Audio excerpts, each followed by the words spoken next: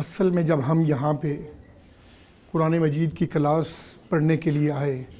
تو ہمارے ذہن میں بالکل خاکہ بڑا مختلف تھا،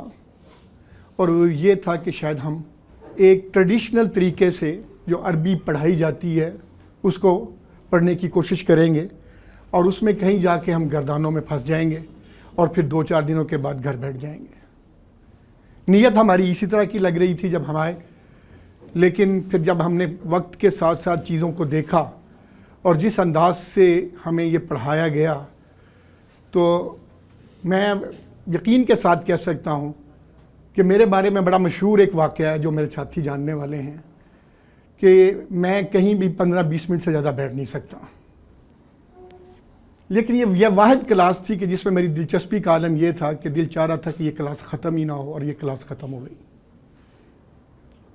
اصل میں زندگی میں بہت دفعہ قرآن مجید کو پڑھنے کا موقع ملا، ترجمے کے ساتھ بھی پڑھا، تفسیر کے ساتھ بھی پڑھا، بے ترتیبی کے ساتھ بھی پڑھا، ترتیب کے ساتھ بھی پڑھا، باقاعدگی کے ساتھ بھی پڑھا، باقاعدگی کے ساتھ بھی پڑھا، لیکن جو قرآن کا عظیم میسج تھا جسے ہم اپنی پوری زندگی میں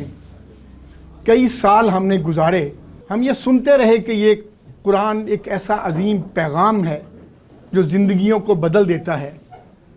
لیکن جب ہم الفاظ سے اور ترجمے اور تفسیروں میں پڑھتے رہے تو وہ ایک بادی نظر میں چیزیں گزرتی گئیں اور ہم اس کو سمجھ نہ پائے، اور ہماری پوری زندگی کا بہت بڑا حصہ جو ہے وہ ہم گزار کے اپنے سارے زندگی کی مصروفیات گزار کے ہم ایک طرف ہو گئے۔ لیکن اس 2 مہینے کی کلاس تھی شاید، اس کے بعد جو الفاظ جو عامر صاحب نے ہمیں بتائے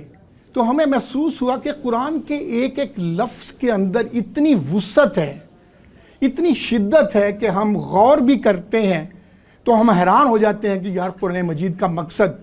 بہت عظیم ہے۔ ہم تو آج 60 سال کی عمر کراس کر گئے ہیں، ہمیں پتہ ہی نہیں کہ قرآن ہمارے لیے کیا پیغام لے کے آیا ہے، اور اللہ کا رسول ہم صلی اللہ علیہ وسلم نے جو ہمیں اللہ کا کلام ہم تک پہنچایا، ہم اس کو سمجھنے سے قاصر ہیں۔ تو میں اس معاملے میں یقیناً اپنے آپ کو بڑا بے علم سمجھتا ہوں، لیکن میں مشکور ہوں عامر صاحب کا کہ ہمیں کم از کم اس چیز کا احساس ضرور ہوا ہے کہ ہمیں بڑی محنت کے ساتھ جو زندگی کے چند لمحات بچ گئے ہیں، قرآن کو اسی معنی میں سمجھنے کی ضرورت ہے تاکہ ہم اپنی زندگیوں کے باقی ایام جو ہیں وہ خدا کے بتائے ہوئے اصولوں کے مطابق گزار سکیں، شاید ہماری آخرت کی کامیابی کا سبب بن سکے۔